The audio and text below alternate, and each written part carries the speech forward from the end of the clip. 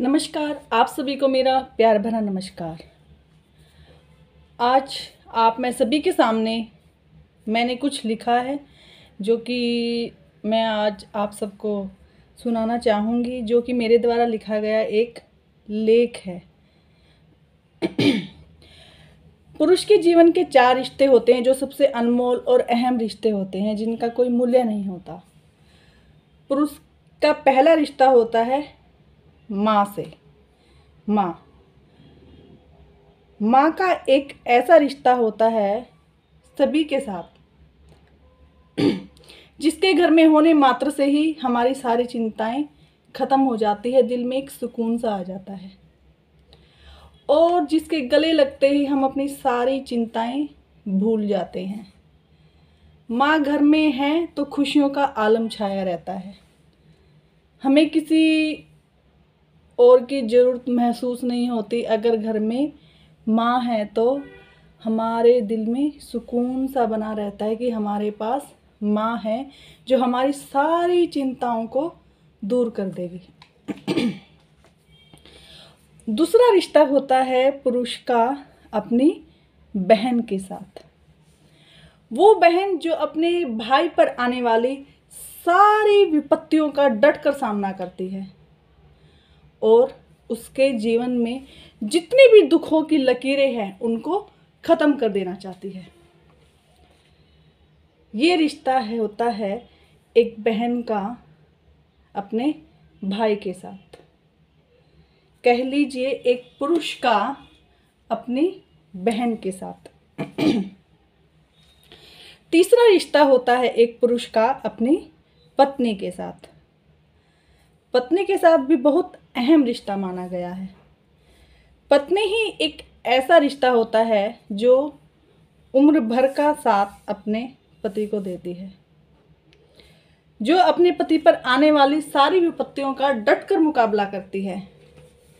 अगर अपने पति पर, उसके पति पर कोई भी मुसीबत आए तो पहले आकर खड़ी हो जाती है और अपने पति के प्राणों की रक्षा के लिए यमराज तक लड़ जाती है।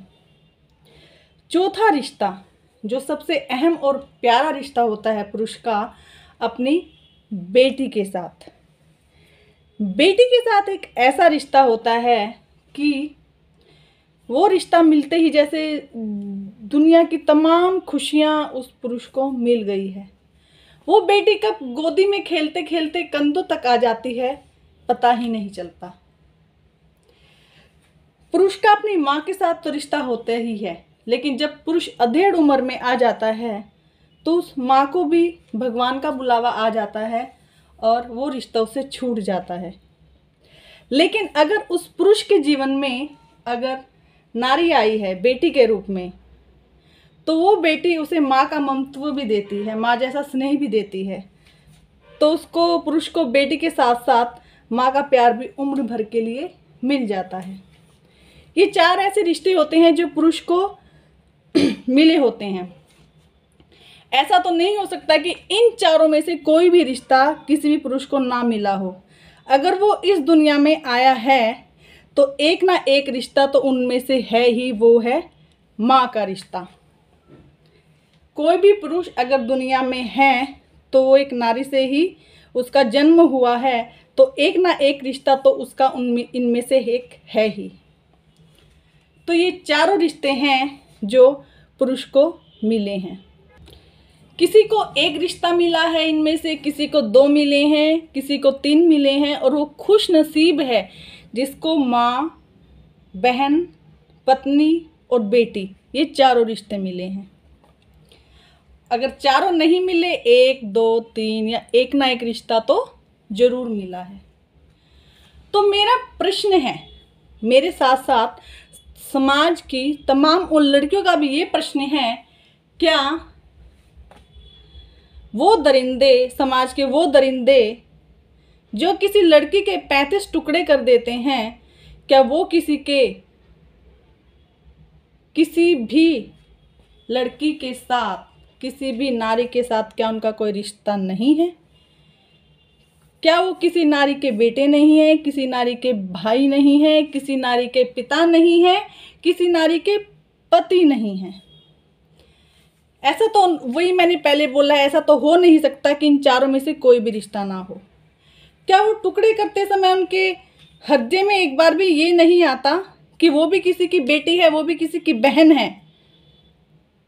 ये प्रश्न उनके दिमाग में नहीं आता। नारी ममता का रूप है और उसी ममता के रूप को चकनाचूर कर देते हैं ये समाज के दरिंदे, समाज के हैवान। समाज के ये हैवान लड़कियों के साथ दरिंदगी करके उनको मौत के घाट उतार देते हैं। क्या उनके पास कोई ऐसा रिश्ता नहीं है? क्या वो धरती पर अवतार उतर कर आए हैं?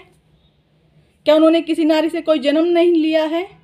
उनका किसी नारी के साथ कोई संबंध नहीं है? तो मेरा कहना ये है कि अगर नारी माँ भी है, बेटी भी है, बहन भी है और पत्नी भी है, इन चारों में से उनका कोई ना कोई रिश्ता तो जरूर होगा। वो इन रिश्तों को भी शर्मसार कर देते हैं। मेरा मानना है कि ऐसे दरिंदों को खुलेआम चौराहे पे खड़ा करके फांसी की सज़ा दे देनी चाहिए। उनको जीवन जीने का कोई अधिकार ही नहीं है। पुरुषों के साथ साथ मेरा उन तमाम लड़कियों से भी प्रश्न है, जब ये इतने कठोर कदम उठाती हैं अपने जीवन में, क्या वो अपने माँ बाप के बारे में एक बार भी नहीं सोचती? क्या उनके दिमाग में एक बार भी प्रश्न नहीं आता कि मैं श्रद्धा बनूं या विश्वास बनूं अपने माँ बाप का? तो मेरा उन तमाम लड़कियों के लिए भी एक मैसेज है, श्रद्धा नहीं तुम अपने माँ बाप का विश्वास बनो। श्रद्धा नहीं तुम अपने माँ बाप का विश्वास बनो। लाचार नहीं तुम सुंदर भविष्य की उड़ान भरो। लाचार नहीं तुम सुंदर भविष्य की उड़ान भरो। विश्वास बनोगी अगर अपने माँ बाप का, विश्वास बनोगी अगर अपने माँ बाप का, तो सपनों की ऊंची उड़ान भरोगी। विश्वास बनोगी अगर अपने माँ बाप का, तो सपनों की ऊंची उड़ान भरोगी। विश्वास तोड़ोगी अगर अपने माँ बाप का, विश्वास तोड़ोगी अगर अपने माँ बाप का, तो दुनिया की इस भीड़ में खुद को खोकर गुमशुदा हो जाओगी। तो दुनिया की इस भीड़ में खुद को खोकर गुमशुदा हो जाओगी। इसलिए लड़कियों, श्रद्धा नहीं विश्वास बनो अपने माँ बाप का, जिन्होंने तुम्हें पाल पोस कर इतना बड़ा किया है, और अपने सपनों की ऊंची उड़ान भरो। नमस्कार, जय हिंद, जय भारत।